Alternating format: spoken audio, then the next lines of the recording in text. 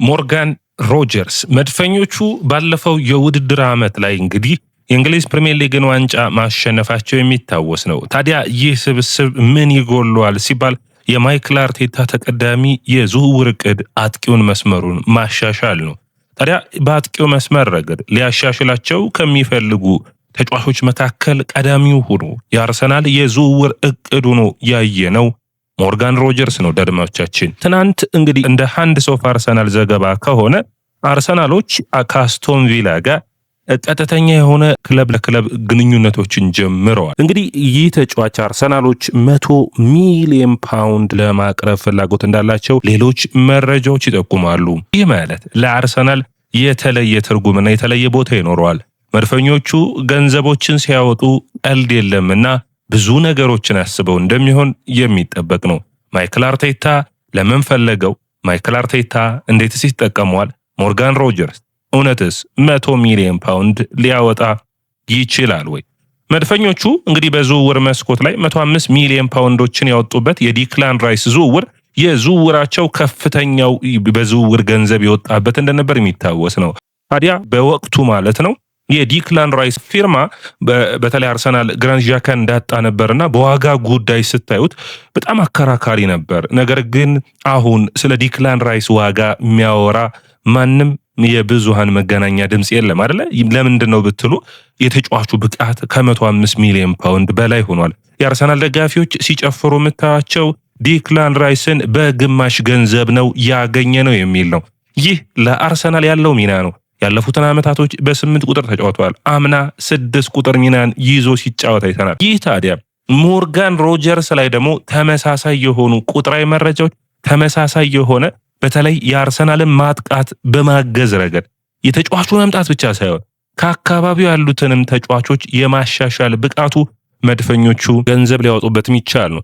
እንግዲህ የዝውውር መስኮቱ ከመከፈቱ በፊት አርሰናል 70 ሚሊዮን ፓውንድ አውጥቶ ይህንን ተጫዋች ያስፈርመዋል ተብሎ ይጠበቃል። የዝውውር መስኮቱ ከተከፈተ በኋላ ግን የዋጋ ግሽበት ወይም ደግሞ ዋጋው ከፍተኛ ሆኗል። ምክንያቱም ኤሊየት አንደርሰን 116 ሚሊዮን ፓውንድ ካወጣ በኋላ ማንም ቡድን ተጫዋቾቻቸውን የሚያዩት በኤሊየት አንደርሰን መነጽር ነው። ታዲያ ኤሊየት አንደርሰን 116 ካወጣ አስቶን ቪላዎች 130 ሚሊዮን ፓውንድ ጠይቀዋል።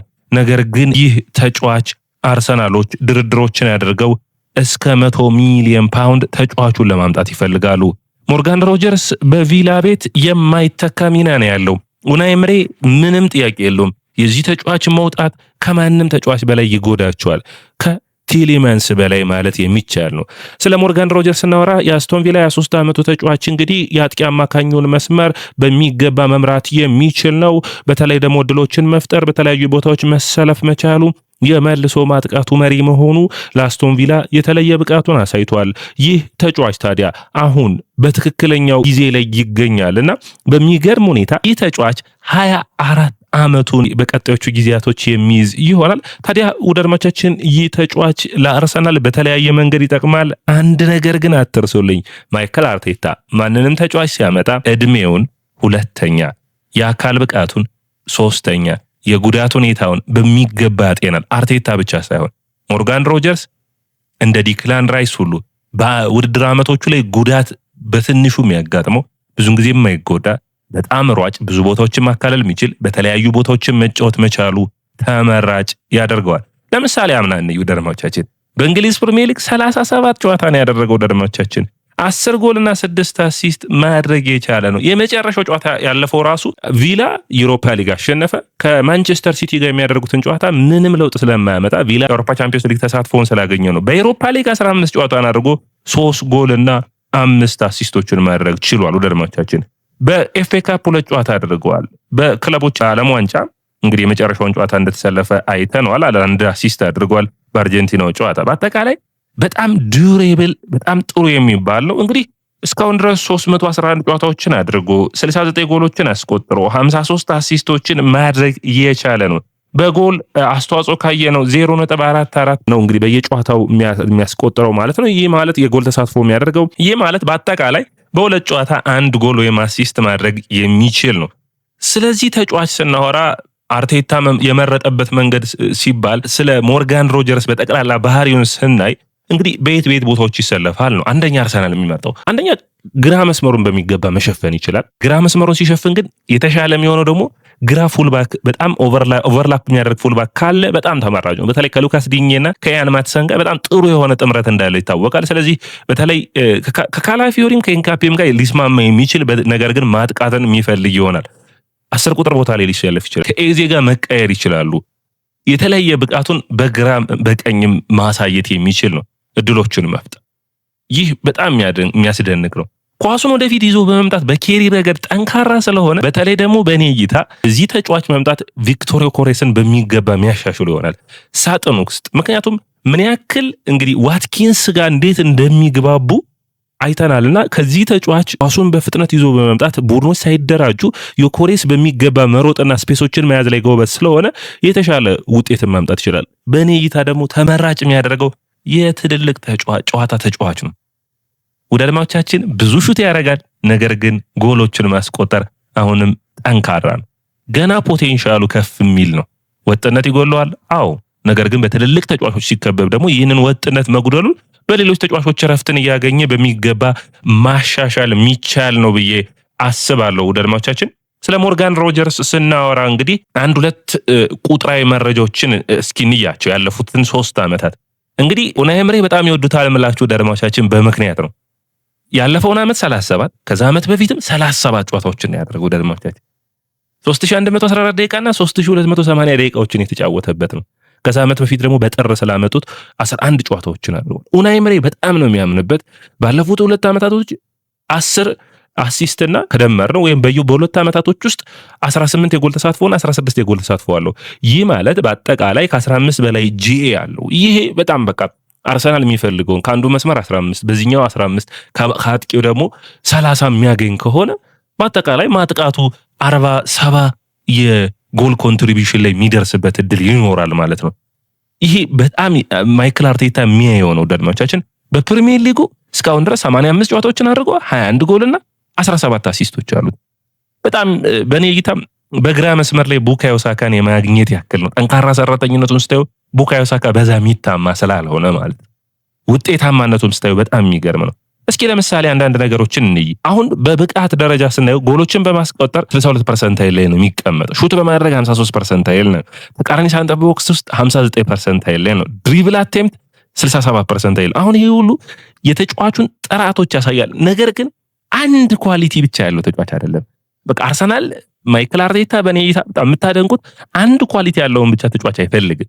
በተለያየ ጊዜ የተለያየ አይነት ተጫዋች ሲፈልግ 10 ቁጥር ይሆናል። ከኤዜ ጋር እየተገላበጡ ማለት ኤዜ በግራም በቀኝ መሆን ስለሚችሉ በጣም ሀሪፍ የመሆን እድል አለው። ድሪብል የሚያደርግበት በጣም ብዙ ድሪብል ያደርጋል። እድሎችን መፍጠር በተለይ ደግሞ የፓሪስ ሰን ጀርመኑ ጨዋታ ላይ አርሰናል በማጥቃቱ ረገድ የሆነ ነገር የሚፈጠር ተጫዋች ይፈልጋል። ቡካዮ ሳካን ከያዛችሁት አርሰናል ሙሉ በሙሉ ቆመ የሚባለውን ጫናዎችን መቀነስ የሚችል ይሆናል። መሀል ላይ ደግሞ ኤዜ የሆነ ነገር መስራት የሚችል ነው የሚሆነው። ስለዚህ በጣም የተለየ ውጤታማ መሆን የሚችል ነው። አርሰናል ቤት መጥቶ የቆመ ኳስ ላይ ጠንካራ ውጤታማ ተጫዋች እንደሚሆን ይጠበቃል። ያንን ደግሞ በሚገባ ማሻሻል የሚችል ይሆናል ብዬ አስባለሁ። ታክል በጣም ብዙ ታክል ያደርጋሉ ዳርማዎቻችን። በጣም ጠንካራ ሰራተኝነት ወጥነቱ ላይ ማሻሻል እንደሚጠበቅበትም አንስተናል። እስኪ በአጠቃላይ ሞርጋን ሮጀርስን የሚገልጹትን 5 ነገሮችን እንዩ ዳርማዎቻችን። እንግዲህ ግራ መስመሩን መምራት የሚችል ነው።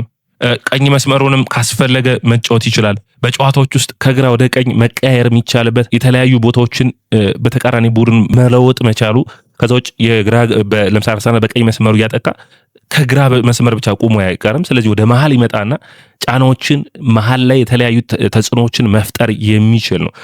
ይህ ተመራጭ ያደርገዋል ብዬ አስባለሁ። ከዛ ውጭ እንግዲህ አርሰናል የተለያዩ ተጫዋቾች ስላሉት የተለያየ አይነት ያጫወት ስታይል እንዲኖረው የሚያደርግ ይሆናል ብዬ አስባለሁ። ነገር ግን እስኪ 5 ነገሮችን ደግሞ ስለ ሞርጋን ሮጀርስ ሰምተን ማናቃቸውን ነው። በታዳጊ እድሜው ወደ አድማጮቻችን ይህ ተጫዋች ብዙ ቦታዎችን ያልፏል። የዌስት ብሮም አካዳሚ ነበር፣ የማንቸስተር ሲቲ አካዳሚ ነበር።